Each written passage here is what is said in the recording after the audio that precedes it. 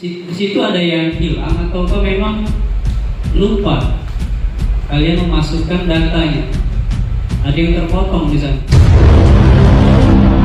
Itu masih banyak penulisannya yang perhatikan huruf-hurufnya ya, lebih lurus atau kurang, atau ya untuk karena kita sudah mempelajari, Ibu juga sudah menjelaskan penulisan nama kota, nama tempat itu selalu diawali dengan huruf kapital ya. Assalamualaikum warahmatullahi wabarakatuh. Puluhan santri Ponpes Al-Muzakir Ujan Mas dituntut pertanggungjawaban atas perjalanan mereka ke Bandung, Jawa Barat.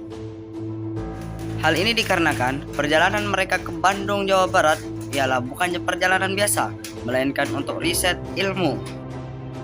Mereka ingin mempelajari apa itu panel surya, mekanisme jam matahari, kehidupan bumi pada saat dulu, dan kemudian kehidupan masyarakat Sunda di masa lampau. Terkonfirmasi sebanyak 5 kelompok yang akan dimintai pertanggungjawaban. Lalu, bagaimana keadaan mereka sekarang saat presentasi di depan para penguji? Saksikan video berikut ini. Dimulai dari kelompok pertama, yaitu membahas tentang mekanisme jam matahari. Adalah jam kuno yang biasa digunakan oleh orang-orang terdahulu. Jamnya sama saja dengan jam sekarang, fungsinya dan hanya beda bentuk saja. Fungsinya sama untuk mengukur waktu pada hari tertentu, tapi jam sundial atau jam matahari ini hanya bisa digunakan di siang hari saja, karena dia menggunakan genomon atau bayangan matahari. Jadi kalau tidak ada jam matahari, dia tidak akan bisa berfungsi. Makanya dia bisa berfungsi hanya pada siang hari.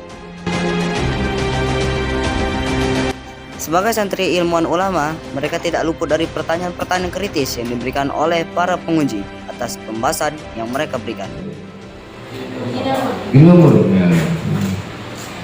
Aku belum paham bagaimana cara menghitung waktu itu. Misalnya jam 6, jam 7 kan? Ya.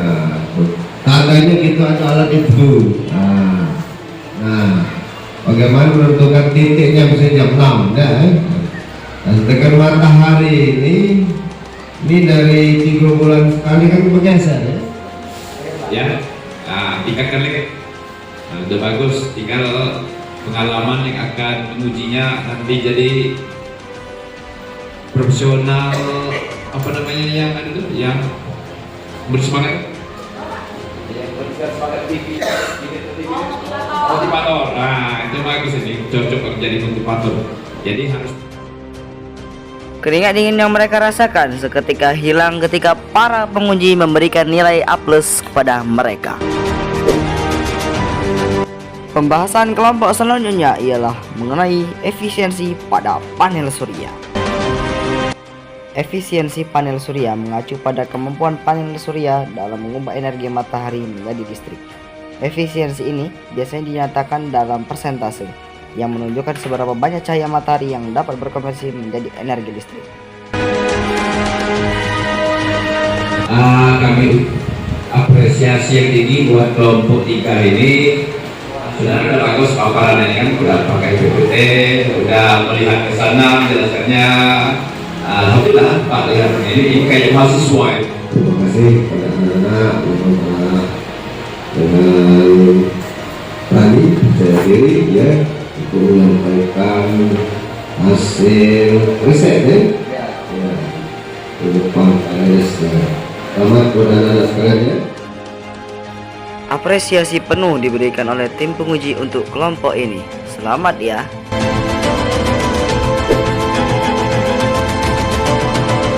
Kelompok selanjutnya membahas tentang fosil, bebatuan, dan mineral. Fosil adalah sisa atau jejak makhluk hidup yang telah mati dan diawetkan kembali lebih dari 10.000 tahun yang lalu.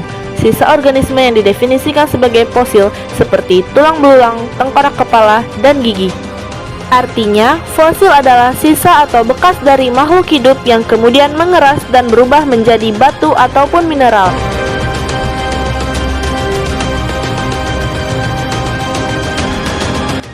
Laporan yang mereka sampaikan sangat jelas dan detail sehingga membuat para tim penguji dapat memberikan nilai plus kepada mereka. Pembahasan kelompok selanjutnya yaitu mengenai perubahan iklim. Perubahan iklim adalah perubahan kondisi cuaca dan iklim bumi yang terjadi secara global dan lokal. Perubahan ini mencakup kenaikan suhu, perubahan pola cuaca, dan perubahan jumlah curah hujan. Perubahan iklim dapat mempengaruhi ekosistem, kehidupan manusia, dan aktivitas ekonomi. Itu bagaimana terapannya di sekitar kita? Apa sudah menanam tanaman atau tanam yang berbuah atau digondolkan yang ada di tebang? Nah, nanti dijelaskan itu ya. Untuk penulisan makalahnya di sini di daftar isi kalian menerangkan halaman ya. Silahkan dilihat daftar isinya ada halamannya, tapi di halamannya kosong nomor halamannya. Sama seperti kelompok sebelumnya, mereka dapat menjelaskan dengan baik dan jelas serta detail.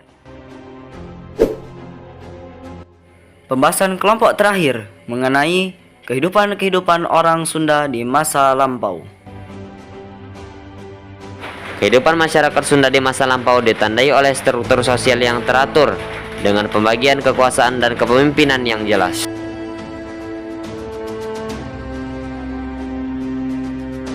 Kegiatan ekonomi mereka berpusat pada pertanian. Hal ini menyebabkan perekonomian mereka stabil dan mereka dapat hidup sejahtera.